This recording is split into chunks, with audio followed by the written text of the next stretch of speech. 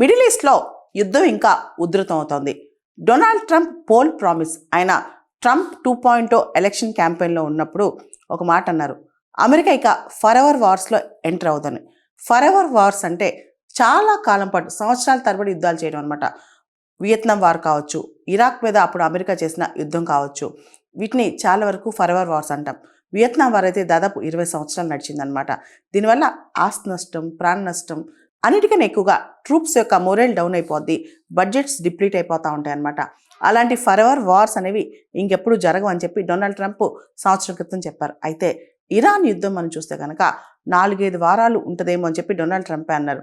కాకపోతే పరిస్థితులు చూస్తే ఇంకా ఎక్కువ కాలం ఉండే అవకాశం కూడా కనిపిస్తోంది. ఇరాన్ నెగోసియేషన్ టేబుల్ దగ్గరికి రాను, ఇక నాకు చర్చలు అవసరం లేదు, దాడులు ప్రతి దాడులు అని చెప్పి డిక్లేర్ చేసేసింది అనమాట. రీసెంట్గా సౌదీ అరేబియాలోని అమెరికన్ ఎంబసీ మీద ఇరాన్ దాడి చేసింది. తర్వాత మనం చూస్తే ఈ యుద్ధం లెబనాన్లో కూడా ఎంటర్ అయిపోయిందనమాట. ముఖ్యంగా సౌత్ లెబనాన్లోకి డైరెక్ట్గా ఇజ్రాయెలీ ఫోర్సెస్ వెళ్ళినట్టు తెలుస్తుందన్నమాట.